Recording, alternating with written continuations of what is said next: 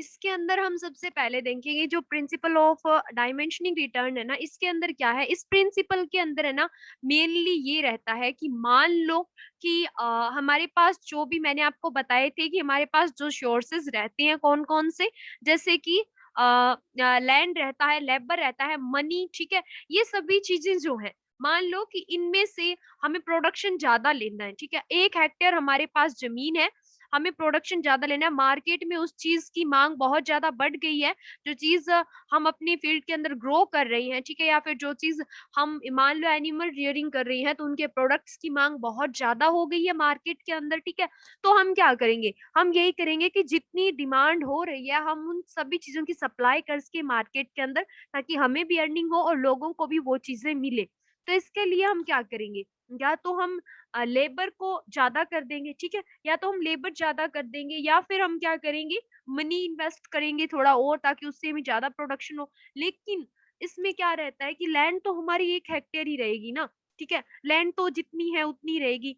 तो जब हम ऐसा करेंगे कि इन सभी फैक्टर्स में से जो श्रम पूंजी हमारे पास की जो फैक्टर है, इन फैक्टर में से मनी, लेबर में से, या फिर इन पांचों फैक्टर में से हम कोई भी फैक्टर को एक को ज्यादा करेंगे तो एक बार के लिए प्रोडक्शन बढ़ेगा, लेकिन उसके बाद में क्या होगा, कभी कम होगा, कभी इक्वल रहेगा, कभी थोड़ा ज्यादा होगा, ऐसे होता रहेगा। बिकॉज हमारे पास ये जो भूमि है ये तो लिमिटेड ही है ना, हम लेबर को ज्यादा कर लेंगे, मान लिया, ठीक है, लेबर ज्यादा लगा देंगे या फिर मनी इन्वेस्ट कर देंगे, और तो उससे क्या होने वाला है, लैंड तो उतनी रहेगी ना, अभी हमें पशुपालन कर रही है तो इतनी जगह हमारे पास कि हम 10 पशुओं को रख सकते हैं। तो पैसा इन्वेस्ट करो आप, कितना ज्यादा प्रोडक्शन ले लोगे। अगर वहीं पे हमारे पास लैंड थोड़ी ज्यादा हो तो हम क्या करेंगे, थोड़ी ज्यादा पशु रख पाएंगे, ज्यादा हमें प्रॉफिट होगा। तो यही वाला सिस्टम है, इसे बोलते हैं principle of diminishing return. Okay, यही चीज मैंने इसमें इंग्लिश में लिखी है। तो फिर बात करते हैं, ये देखो इसके 3 टाइप्स हैं। तो इनके 3 जो है वो कौन कौन से क्लासिफाइड, कौन कौन से भागों में किया गया। फर्स्ट है लॉ ऑफ इंक्रीजिंग रिटर्न, और लॉ ऑफ कांस्टेंट रिटर्न, और लॉ ऑफ डायमेंशनिंग रिटर्न, ठीक है। इंक्रीज होगा और एक बार के लिए इक्वल भी हो जाएगा, और फिर क्या होगा, फिर धीरे धीरे घटने लगेगा, ओके, कम हो जाएगा। ये इस ग्राफ में मैंने यही समझाया है। एक साइड है लेबर की यूनिट है, ठीक है, और ये नीचे वाली जो है ये लैंड की यूनिट है। लैंड इक्वल रहेगी, ठीक है, तो हम चाहे लेबर, मान लो कि हमने लेबर को एक बार के लिए बढ़ा दिया है, लेकिन उसके बाद में क्या होगा, जो मार्जिनल प्रोडक्ट है हमारा, प्रोडक्शन जो है वो कम होता चला जाएगा, ठीक है। तो फिर है law of diminishing return state that in a production process as one input variable is increased there will be a point at which the marginal per unit output will be start to decrease। यही वाली चीज जो मैंने आपको बताई थी, अगर हम एक प्रोडक्ट को इंक्रीज कर भी देते हैं, ठीक है, तो एक वेरिएबल को, तो क्या होगा, कुछ टाइम बाद में क्या होगा, धीरे धीरे जो प्रोडक्शन हमारा है, जो मार्जिनल प्रोडक्शन है वो कम होने लगेगा, ठीक है। ये देखो, the additional output gained by another R unit increase of the input variable will eventually be a smaller than additional output gained by previous increase in input variable, ठीक है। यही वाली बात है। तो इसमें देखो, इसमें एग्जांपल भी दिया है। एक साइड यूनिट ऑफ लेबर्स है, टोटल प्रोडक्शन है, फिर एवरेज प्रोडक्शन है और फिर मार्जिनल प्रोडक्शन है, ठीक है। तो ये देखो, यूनिट ऑफ लेबर जैसे जैसे हमने इंक्रीज की तो टोटल प्रोडक्शन में भी इंक्रीज हुआ, एवरेज प्रोडक्शन में भी इंक्रीज हुआ, और मार्जिनल प्रोडक्शन में भी इंक्रीज हुआ, ठीक है। फिर है law of constant return, second rule है ये। फर्स्ट हमने पढ़ लिया डायमेंशनिंग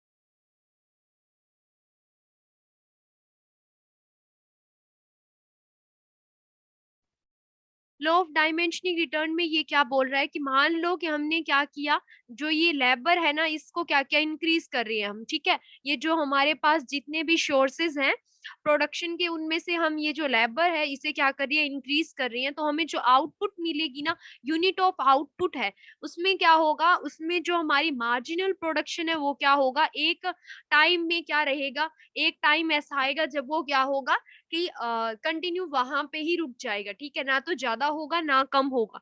तो यानी ऐसी कंडीशन में अगर जो हमारा टोटल प्रोडक्शन जो रहेगा ना वो क्या रहेगा, वो भी उसकी भी क्या होगी, वृद्धि होने लगेगी, ठीक है, वो भी इंक्रीज होने लगेगा। इसे क्या बोलते हैं, लॉ ऑफ कांस्टेंट रिटर्न, ठीक है। वो ना तो ज्यादा होगा जो मार्जिनल प्रोडक्शन है और ना ही कम होगा, यानी कि एक ऐसी स्टेज आएगी जब हम चाहे तो जितना लेबर को इंक्रीज कर लें, लेकिन हमारा जो मार्जिनल प्रोडक्शन है ना वो जहाँ पे है वो वहीं का वहीं पे रुक जाएगा, ठीक है। तो नेक्स्ट बात करती हैं, लॉ ऑफ डायमेंशनिंग रिटर्न है थर्ड, ठीक है। इसमें टोटल प्रोडक्शन जो है और सेकंड है एवरेज प्रोडक्शन, इनको ज्ञात करने के लिए अलग अलग फॉर्मूलाज है। टोटल प्रोडक्शन किसे बोलते हैं, इतनी देर से हम बोल रहे हैं मार्जिनल प्रोडक्शन कम हो जाएगा, टोटल प्रोडक्शन ज्यादा हो जाएगा। टोटल प्रोडक्शन क्या है कि जितना हमें ओवरऑल प्रोडक्शन हो रहा है वो हमारा टोटल प्रोडक्शन है, ठीक है। जितना भी हमें हो रहा है वो सब क्या है, टोटल प्रोडक्ट।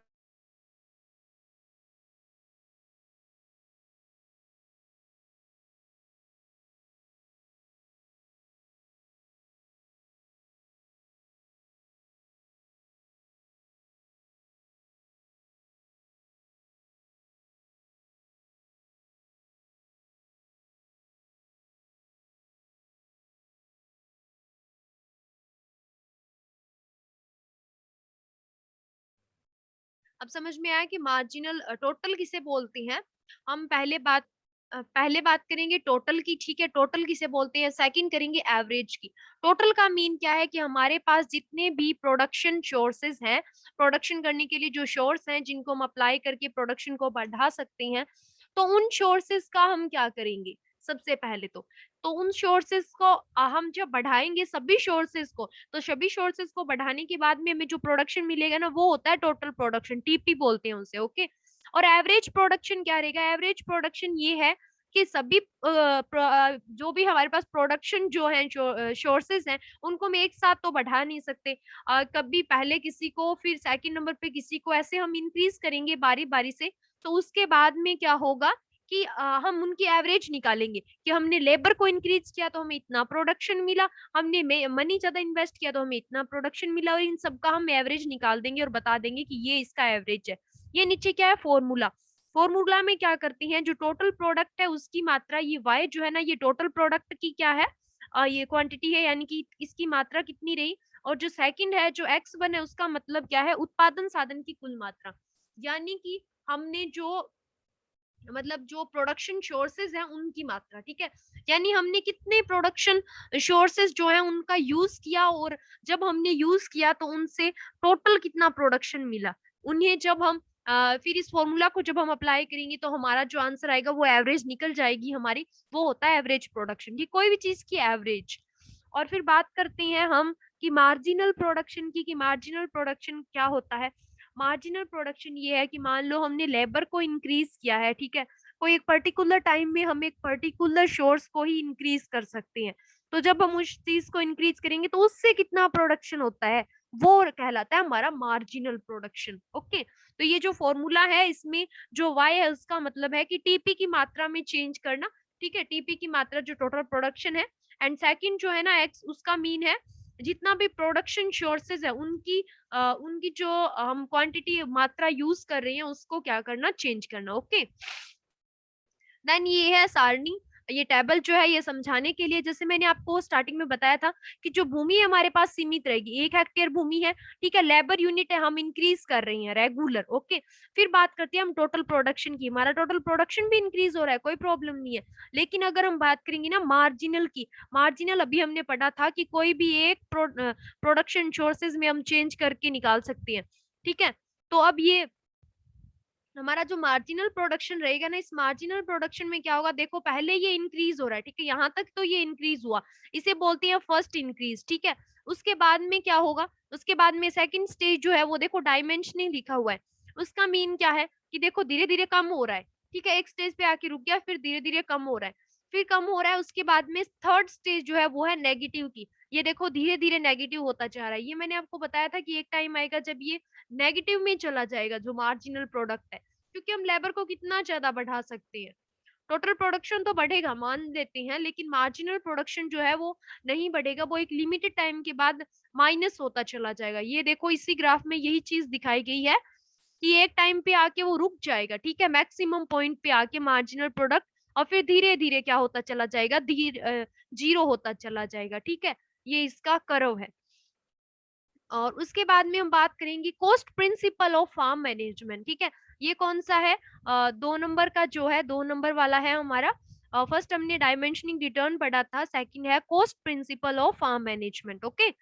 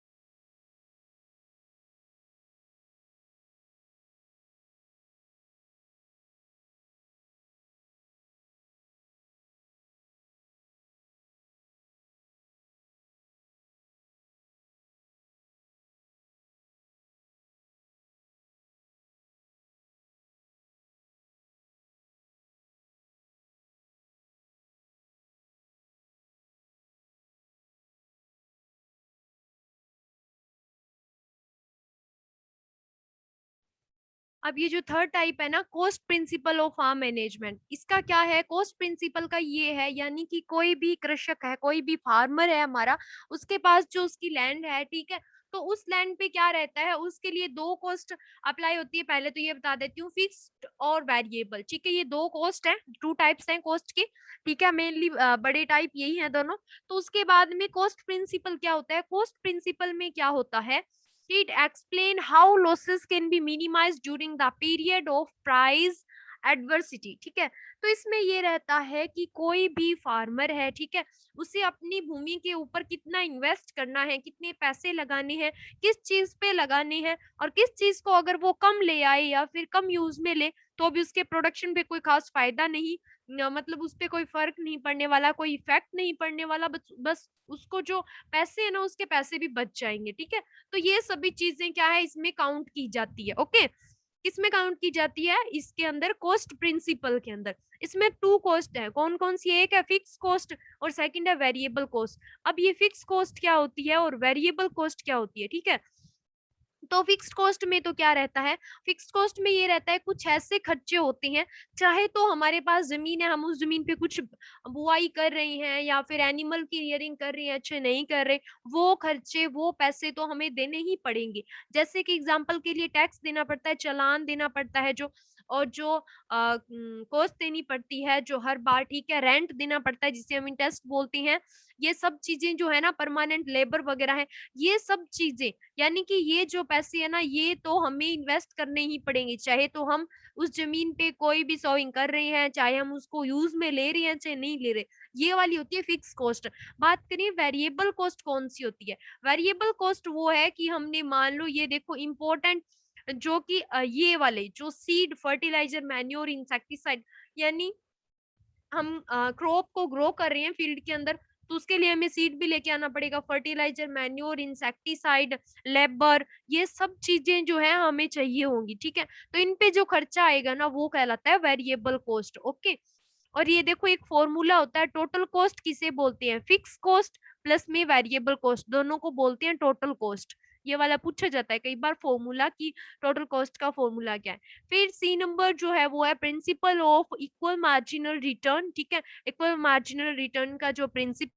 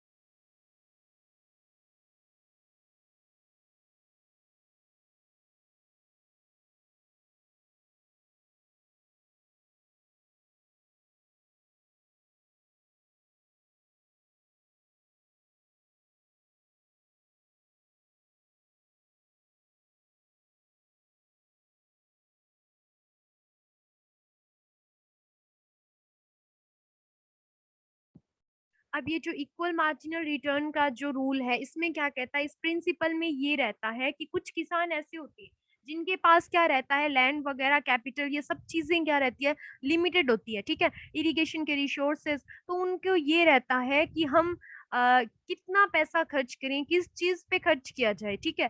उन सबके पास लिमिटेड ये सब चीजें रहती हैं, तो उनको ये रहता है कि हम कौन सी फसल बोए, हमारे पास ये चीजें इतनी इतनी प्रोवाइड है, तो हम कौन सी फसल को बोएं कि हमें अच्छे से ग्रोथ हो, या फिर हम लैंड को किस प्रकार से यूज में लें कि हमें ज्यादा से ज्यादा अर्निंग हो, ठीक है। तो इस चीज के लिए उन्हें क्या करना पड़ता है कि 1 सेकेंड, ये देखो आगे नेक्स्ट वाली स्लाइड पे चलती है।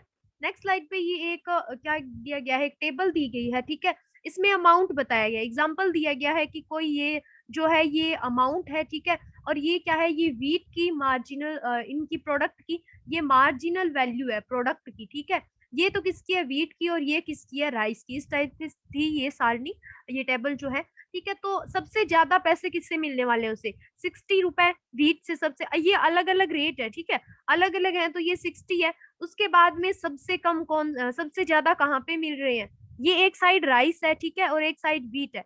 तो मान लो कि उसे दोनों में से कोई एक चीज लेनी है, आई मीन देनी है, ठीक है। तो उनमें से कौन सी चीज को ज्यादा यूज करने के लिए उसे ये लगेगा कि इसमें मुझे बेनिफिट हो सकता है, फर्स्ट नंबर पे किसे करेगा, सबसे ज्यादा किसका है, इसका है 60, तो फर्स्ट नंबर पे इसे करेगा। उसके बाद में थोड़ा कम किसका है, 55, और उसके बाद में कम किसका है, अगर हम देखेंगे तो राइस का। तो थर्ड प्रायोरिटी किसे देगा, वो राइस को, ठीक है। इसी टाइप से डिक्रीज होते होते वो ये चीजें देखेगा कि मुझे इससे भी थोड़ा ज्यादा प्रॉफिट कहाँ पे है, और इससे भी ज्यादा प्रॉफिट कहाँ पे, यानी कि वो किस चीज को कहाँ पे इन्वेस्ट करे ताकि उसे ज्यादा से ज्यादा प्रोडक्शन मिल सके। ओके,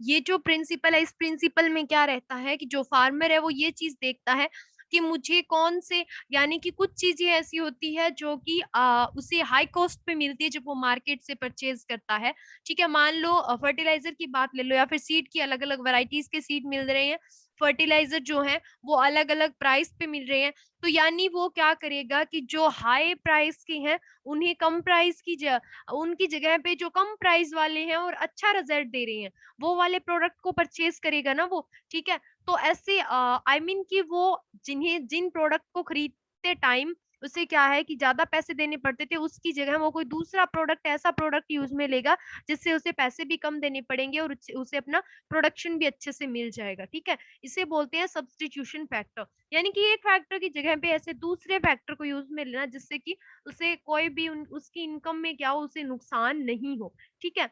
तो बात करती हैं ई नंबर की, जो अपना लास्ट फैक्टर है, लास्ट प्रिंसिपल है, टाइम कंपैरिजन प्रिंसिपल, ठीक है। टाइम कंपैरिजन प्रिंसिपल्स में क्या रहता है, इसमें है ना इन्वेस्टमेंट का डिसीजन होता है कि इन्वेस्टमेंट कहाँ पे करनी है, ठीक है, किस जगह पे करनी है। पैसे हैं उसके पास बट उसे ये नहीं पता कि इन्वेस्ट करना कहाँ पे है, किस जगह पे इन्वेस्ट करना है ताकि उसे सबसे ज्यादा प्रोडक्शन हो, ठीक है।